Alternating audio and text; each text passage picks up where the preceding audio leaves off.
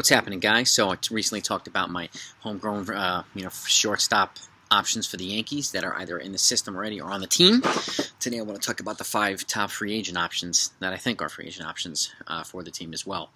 Because they have to make a big decision, the Yankees, this offseason, what they're going to do with shortstop. It sounds like Gleyber Torres is going to be committed to second base, and hopefully with the hopes of getting a breakout year and kind of rebounding and becoming a valuable piece here. And he's 24 and he's got 3 years of control. So the only way, and I've said this before, the only way I see him being moved is for a frontline pitcher or a big-time offensive piece. So I don't necessarily see him being moved just yet.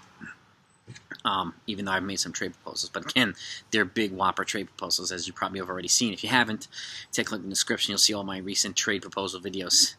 And I got a couple more coming, by the way. So my MLB free agent predictions are coming real soon too. They'll be out next week. So, but I want to go over the free agent options. Number 5. And actually, I was like a 5A and 5B. I initially had Javi Baez on here, and the Yankees are actually they tried to be pretty aggressive with Javi Baez, but they were outbid by the Mets at the trading deadline. But now I don't see him as a fit because I have somebody who's taking his place. But with that said, number 5 is Trevor Story. So he's a career 272 hitter. This year he batted 258, 24 home runs, 75 RBIs, 20 stolen bases. He is a good defender, and he also can play on multiple positions as well, but mostly shortstop. But he has a really good lateral movement, and he's got a good arm as well. He's a good solid contact hitter with some power, and he's a good teammate, a good clubhouse guy. He's durable, and which is another important thing here as well. And the Yankees were pretty heavy after him at the trading deadline, but the cost must have been a little bit too prohibitive. But he's my number 5. I could see him getting anywhere from a 3 to 4 year deal from somebody between $75 and $100 million. I really could. But I'm guessing he'll be getting between $20 and $25 million per year from somebody. But nevertheless, he's number 5 on my list. So number 4 is Chris Taylor, who the guy who has my replacement for Javi Baez. He's with the LA Dodgers now. He's the guy that hit 3 home runs in Game 5. And good player. Career 261 hitter. He batted 254 in 2021. 20 home runs, 73 RBIs, 13 stolen bases. So he's got a little bit of legs under him. He is a massive clutch hitter in the regular season and in the playoffs. And he's playoff tested. So, and he's also versatile. He can play multiple positions, infield and outfield. So that's also great value. And he's also durable, which is another good value. And he's a good clubhouse guy, a good teammate, and a good solid player. And if you've seen what he's done this postseason so far, he's been just lighting things up over here. And he's part of the reasons the Dodgers are still in this fight right now. He's had 4 or 5 this round alone, home runs. And again, he's not a big guy, but he hits the ball in the right spot, and he hits it often. And and in terms of when his biggest hits come, it's generally when the stakes are high. So he's known for his penchant for clutch hitting. So he's number 4. Number 3 is Marcus Semien. He's the guy with the big bat in this group.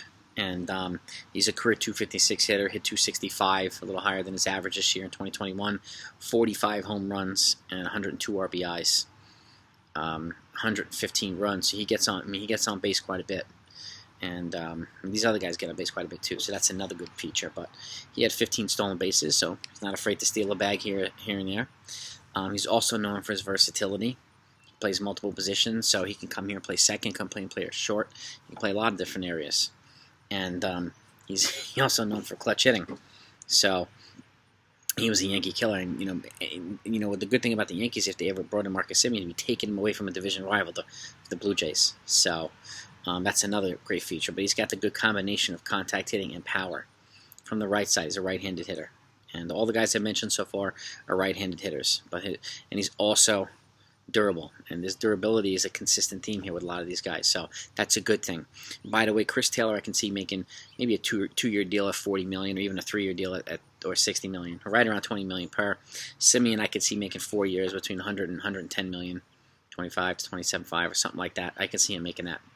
So, number 2 is obviously Carlos Correa. He is probably the biggest superstar of this group. He's 27 years old, and he's a proven superstar with also a combination of power and clutch hitting. He doesn't really steal a lot of bags, so that's not really a knock against him, but he hits enough so that he doesn't really have to.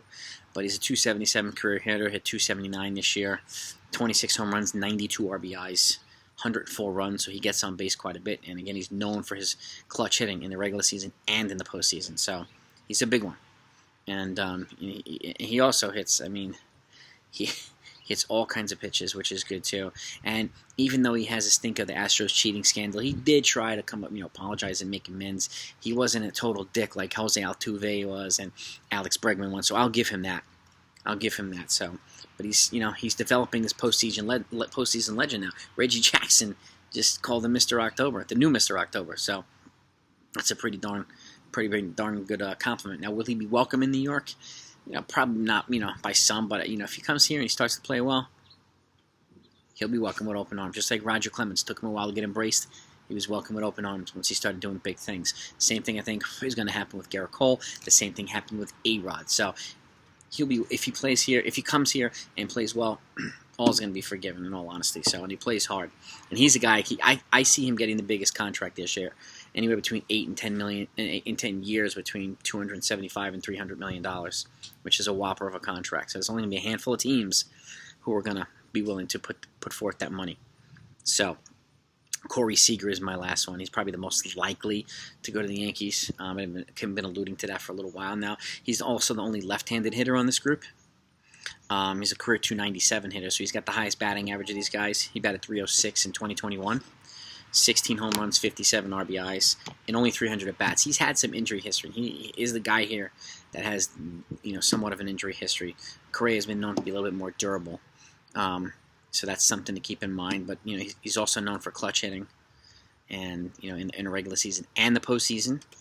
So, and he's got multi-positional versatility, too. So he's another guy like Marcus Semien who can play second, play third, mostly second and short, but that versatility is a great value. So because it allows them to, if he comes to short, Torres plays second, or if he comes to second, allows somebody like Volpe or Oswald Peraza or one of these guys to play short. So having the ability to play multiple positions, which is something I've mentioned recently, is a good skill to teach minor leaguers to play a second position.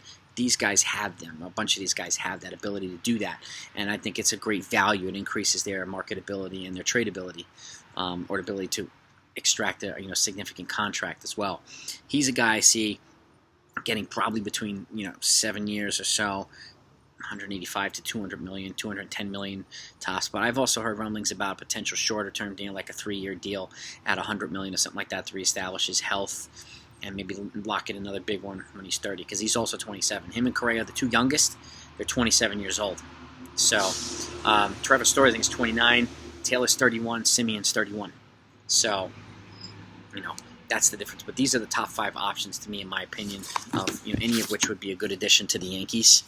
You let me know what you think. If you have anybody on this list who you think should be on the list, and who's your option, and how much would you give him this offseason? So put them in the comments down below. Let's get into it, guys. Talk to you next time.